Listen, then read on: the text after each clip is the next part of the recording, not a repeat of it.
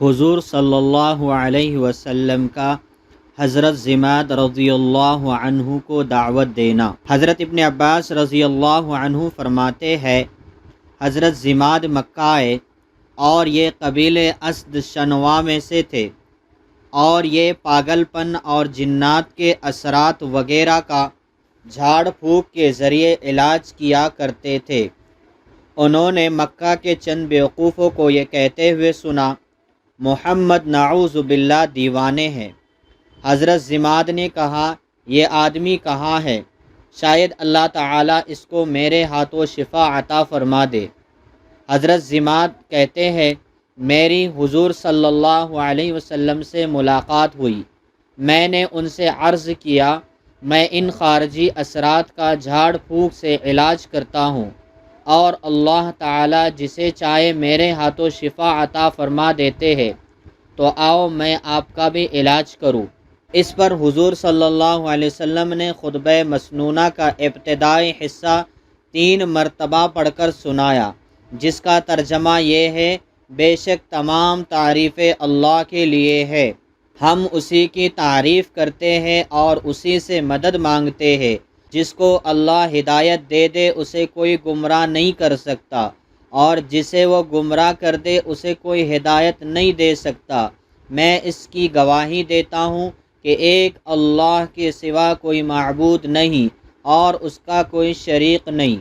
حضرت ضماد رضی اللہ عنہ نے خطبہ سن کر کہا، اللہ کی قسم، میں نے کاہنوں اور جادوگروں اور شاعروں کے کلام کو بہت سنا ہے، لیکن ان جیسے کلمات کبھی نہیں سنے۔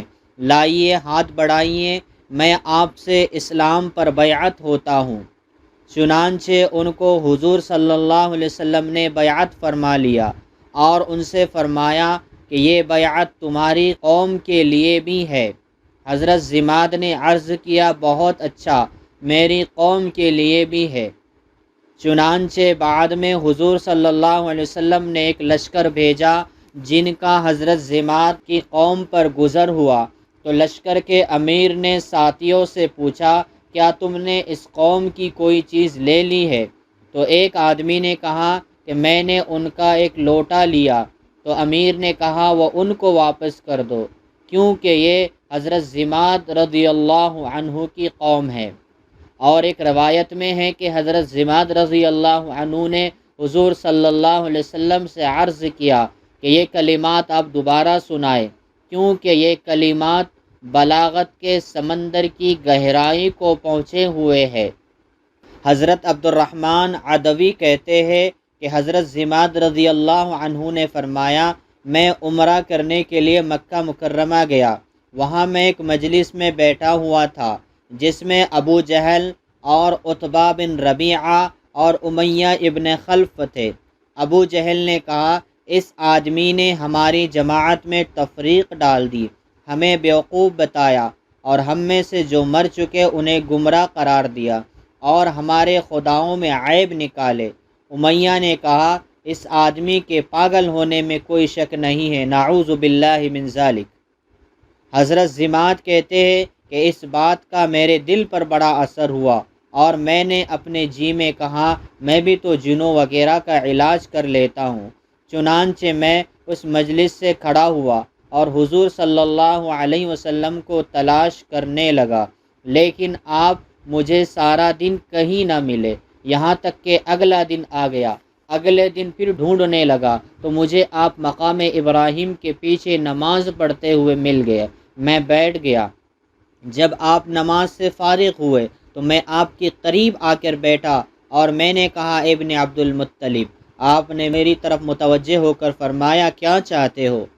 میں نے کہا، میں جنوں وغیرہ کا علاج کر لیتا ہوں، اگر آپ پسند کریں تو آپ کا بھی علاج کروں، اور آپ اپنی بیماری کو بڑا نہ سمجھے، کیونکہ میں نے آپ سے بھی زیادہ سخت بیماریوں کا علاج کیا تو وہ بھی ٹھیک ہو گئے۔ میں آپ کی قوم کے پاس سے آ رہا ہوں، وہ آپ کے بارے میں چند بری خصلتوں کا تذکرہ کر رہے تھے کہ آپ ان کو بیوقوف بتاتے ہیں، اور آپ ان کی جماعت میں تفریق ڈالی ہے، اور ان میں سے جو مر چکے ہیں ان کو آپ گمراہ قرار دیتے ہیں، ان کے خداؤں میں عیب نکالتے، تو میں نے اپنے دل میں سوچا کہ ایسا کام تو پاگل یا آصف زدہ ہی کر سکتا ہے۔ میری ساری باتیں سن کر حضور صلی اللہ علیہ وسلم نے مسنون خطبہ پڑھا، جس کا ترجمہ یہ ہے: تمام تعریفیں اللہ کے لیے ہے، میں اس کی تعریف کرتا ہوں اور اس سے مدد مانگتا ہوں اور اس پر ایمان رکھتا ہوں، اسی پر بھروسہ کرتا ہوں۔ جس کو وہ ہدایت دے اسے کوئی گمراہ نہیں کر سکتا، اور جسے وہ گمراہ کر دے اسے کوئی ہدایت نہیں دے سکتا۔ اور میں اس بات کی گواہی دیتا ہوں کہ ایک اللہ کے سوا کوئی معبود نہیں، اس کا کوئی شریک نہیں، اور اس بات کی گواہی دیتا ہوں کہ محمد اس کے بندے اور رسول ہے۔ حضرت ضماد رضی اللہ عنہ فرماتے ہیں، میں نے حضور صلی اللہ علیہ وسلم سے ایسا کلام سنا، اس سے اچھا کلام اس سے پہلے میں نے کبھی بھی نہیں سنا تھا۔ میں نے آپ سے اس خطبے کے دوبارہ پڑھنے کی گزارش کی، جس پر آپ نے دوبارہ خطبہ پڑھا۔ پھر میں نے کہا، آپ کس چیز کی دعوت دیتے ہیں؟ آپ نے فرمایا، میں اس بات کی دعوت دیتا ہوں کہ تم ایک اللہ پر ایمان لاؤ، جس کا کوئی شریک نہیں، اور بتوں کی غلامی سے اپنے آپ کو آزاد کر لو، اور اس بات کی گواہی دو کہ میں اللہ کا رسول ہوں۔ میں نے کہا، اگر میں ایسا کر دوں تو مجھے کیا ملے گا؟ آپ نے فرمایا، تمہیں جنت ملیں گی۔ تو میں نے کہا، میں اس بات کی گواہی دیتا ہوں کہ ایک اللہ کے سوا کوئی معبود نہیں، جس کا کوئی شریک نہیں، اور اپنی گردن سے بتوں کو اتار کر اسے برات کا اظہار کرتا ہوں، اور اس بات کی گواہی دیتا ہوں کہ آپ اللہ کے بندے اور رسول ہیں۔ پھر میں آپ کے ساتھ رہنے لگا، یہاں تک کہ میں نے قرآن شریف کی بہت سی صورتیں یاد کر لی۔ پھر میں اپنی قوم میں واپس آ گیا۔ عبداللہ بن عبد الرحمن عدوی بیان کرتے ہیں کہ حضور صلی اللہ علیہ وسلم نے حضرت علی رضی اللہ عنہ کو ایک جماعت کا امیر بنا کر بھیجا، اور ان لوگوں کو ایک جگہ 20 اونٹ ملے، ان کو وہ ساتھ لے کر چل پڑے۔ حضرت علی بن ابی طالب رضی اللہ عنہ کو پتہ چلا کہ یہ اونٹ حضرت ضماد رضی اللہ عنہ کے قوم کے ہیں، تو انہوں نے فرمایا کہ یہ اونٹ ان کو واپس کر دو، چنانچہ وہ سب واپس کر دیے گئے۔ حضور صلی اللہ علیہ وسلم کا حضرت عمران رضی اللہ عنہ کے والد حضرت حسین رضی اللہ عنہ کو دعوت دینا۔ قریش حضرت حسین رضی اللہ عنہ کی بڑی تعظیم کرتے تھے۔ ایک دفعہ قریش ان کے پاس آئے اور ان سے کہا، آپ ہماری طرف سے جا کر اس آدمی سے بات کریں، کیونکہ وہ ہمارے خداؤں کو برا بھلا کہتا ہے۔ چنانچہ قریش حضرت حسین رضی اللہ عنہ کے ساتھ چلے اور حضور صلی اللہ علیہ وسلم کے دروازے کے قریب آ کر بیٹھ گئے۔ حضور صلی اللہ علیہ وسلم نے فرمایا، بڑے میاں یعنی حضرت حسین کے لیے جگہ خالی کر دو۔ حضرت حسین کے صاحبزادے حضرت عمران رضی اللہ عنہ اور ان کے بہت سے ساتھی حضور صلی اللہ علیہ وسلم کی خدمت میں پہلے سے جمع تھے۔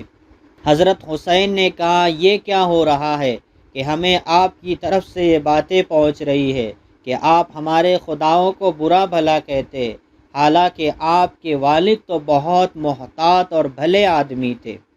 اس پر حضور صلی اللہ علیہ وسلم نے فرمایا، اے حسین، میرے والد اور تمہارے والد دونوں جہنم میں ہیں۔ اس روایت سے تو معلوم ہوتا ہے کہ حضور صلی اللہ علیہ وسلم کے والد جہنم میں ہیں، لیکن دیگر روایات کی بنا پر راجح مسلک یہ ہے کہ حضور صلی اللہ علیہ وسلم کے والدین دونوں جنتی ہیں، کیونکہ دونوں نے زمانے جاہلیت میں شرک کا گناہ بالکل نہیں کیا تھا اور ملت ابراہیمی پر عمل کرنے والے تھے۔ اور حافظ سیوطی رحمۃ اللہ علیہ نے اپنے رسائل میں تحقیق کی ہے کہ حضور صلی اللہ علیہ وسلم کے والدین شریفین کو زندہ کیا گیا اور آپ پر وہ ایمان لائے، اس لیے یہ روایت اس سے پہلے کی ہے۔ اے حسین، اچھا یہ تو بتاؤ تم کتنے خداؤں کی عبادت کرتے ہو؟ حضرت حسین نے کہا، میرے 7 خدا زمین پر اور ایک خدا آسمان میں ہے۔ حضور صلی اللہ علیہ وسلم نے فرمایا، جب تمہیں کس قسم کا نقصان پہنچتا ہے تو کس خدا کو پکارتے ہو؟ تو حضرت حسین نے کہا آسمان والے خدا کو۔ آپ نے فرمایا جب مال ہلاک ہو جائے تو کس کو پکارتے ہو؟ حضرت حسین نے کہا آسمان والے کو۔ حضور صلی اللہ علیہ وسلم نے فرمایا یہ عجیب بات ہے کہ تمہاری پکار پر وہ اکیلا تمہاری فریاد رسی کرتا ہے اور تم اس کے ساتھ اور خداؤں کو شریک کرتے ہو۔ کیا تم اس آسمان والے خدا کی رضا و اجازت سے ان دیوتاؤں کو شریک کرتے ہو یا ان دیوتاؤں سے ڈرتے ہو؟ اگر تم ان کو شریک نہیں کرو گے تو وہ تم پر غالب آ جائے گے۔ حضرت حسین نے کہا ان دو باتوں میں سے کوئی بھی بات نہیں ہے۔ حضرت حسین کہتے اس وقت مجھے پتہ چلا کہ آج تک ان جیسی بڑی ہستی سے میں نے بات نہیں کی۔ حضور صلی اللہ علیہ وسلم نے فرمایا اے حسین مسلمان ہو جاؤ، سلامتی پالو گے۔ حضرت حسین نے کہا میری قوم ہے اور یہ میرا خاندان ہے، اگر اسلام لاؤں گا تو ان سے مجھے خطرہ ہے، اس لیے اب میں کیا کہوں؟ تو آپ نے فرمایا یہ دعا پڑھو اللہم استشہدی کلی ارشد امری وزدنی علما ینفعنی، جس کا ترجمہ یہ ہے اے اللہ میں اپنے معاملے میں زیادہ رشد و ہدایت والے راستے کی آپ سے رہنمائی چاہتا ہوں اور مجھے علم نافع اور زیادہ عطا فرما۔ چنانچہ حضرت حسین رضی اللہ عنہ نے یہ دعا پڑھی، اسی مجلس میں اٹھنے سے پہلے ہی مسلمان ہوئے۔ یہ دیکھتے ہی حضرت عمران رضی اللہ عنہ نے کھڑے ہو کر اپنے والد حضرت حسین رضی اللہ عنہ کے سر، ہاتھوں اور پیروں کا بوسہ لیا۔ جب حضور صلی اللہ علیہ وسلم نے یہ منظر دیکھا تو آپ کے آنکھوں میں آنسو آ گئے اور فرمایا عمران کی رویے کی وجہ سے مجھے رونا آ گیا کہ ان کے والد حسین جب اندر آئے تو وہ کافر تھے۔ اس وقت عمران ان کے لیے نہ کھڑے ہوئے اور نہ ان کی طرف متوجہ ہوئے، لیکن جب وہ مسلمان ہو گئے تو فوراً ان کا حق ادا کر دیا۔ اس کی وجہ سے مجھ پر رقت طاری ہوئی۔ جب حضرت حسین رضی اللہ عنہ باہر جانے لگے تو حضور صلی اللہ علیہ وسلم نے اپنے صحابہ سے فرمایا اٹھو اور انہیں ان کے گھر تک پہنچا آؤ۔ حضرت حسین رضی اللہ عنہ جو ہی دروازے سے باہر آئے تو قریش نے دیکھتے ہی کہا یہ تو بے دین ہو گیا، اور سارے قریش انہیں چھوڑ کر ادھر ادھر بکھر گئے۔